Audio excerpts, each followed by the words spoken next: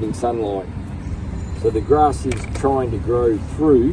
এমন দৃশ্য দেশে ক্রিকেটাঙ্গন আগে দেখেনি কখনো। বাংলাদেশের পিচ কিউরেটরদের হাতে কলমে প্রশিক্ষণ দিচ্ছেন টনি হেমিং। বিসিবির উদ্যোগে চট্টগ্রামে শুরু হয়েছে কিউরেটরদের লেভেল 1 সার্টিফিকেট ওয়ার্কশপ, যার সার্বিক তত্ত্বাবধান করছেন বিসিবির হেড অফ টার্ফ ম্যানেজমেন্ট।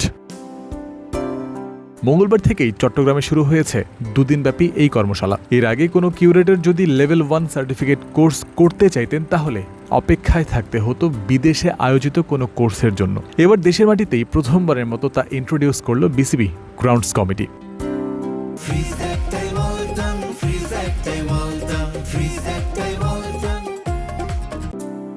যুগান্তকারী এমন উদ্যোগের সিদ্ধান্ত যখন গ্রহণ করেছে বিসিবি, তখন তাদের হাতে আছে টনি হেমিংয়ের মতো সম্পদও, যিনি আইসিসি থেকে এই বিষয়ে সনদপ্রাপ্ত এবং বিশ্বের বিভিন্ন দেশে ইতোমধ্যেই পরিচালনা করেছেন এই কর্মশালা। তারই মাধ্যমে কিউরেটরদের দক্ষতা বৃদ্ধির মতো কার্যক্রম হাতে নিয়েছে বাংলাদেশ ক্রিকেট বোর্ড।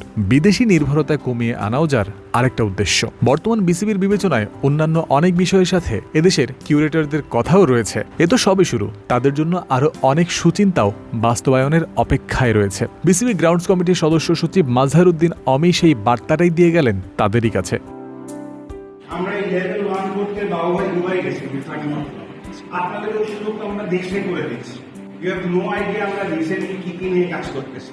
আপনাদের সম্মানই বলেন, আপনাদের সম্মান বলেন, সুযোগ সুবিধা বলেন, সবকিছু নিয়ে কাজ হচ্ছে।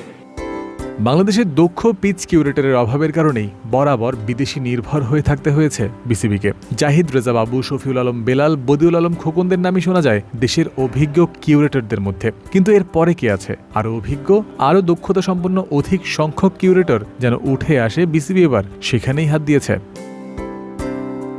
বিসিবির লক্ষ্যটা আরও বড়। আগে থেকেই নেপাল বা চায়নার ক্রিকেটে সহযোগিতা করে আসছেন বাংলাদেশি কিউরেটররা। ক্রিকেট বোর্ড বাড়াতে চায় দক্ষ জনশক্তি বিদেশে পাঠানোর এই সংখ্যাটা। দুদিনব্যাপী চলমান বিসিবির এই কর্মশালায় ঢাকা, চট্টগ্রাম ও সিলেট থেকে 30 জন করে প্রশিক্ষণার্থী অংশ নিচ্ছেন। কর্মশালা শেষে উত্তীর্ণরাই পাবেন লেভেল 1 সার্টিফিকেট। জয়ন্ত বিন্দু, ক্রিক ফ্রেন্সি।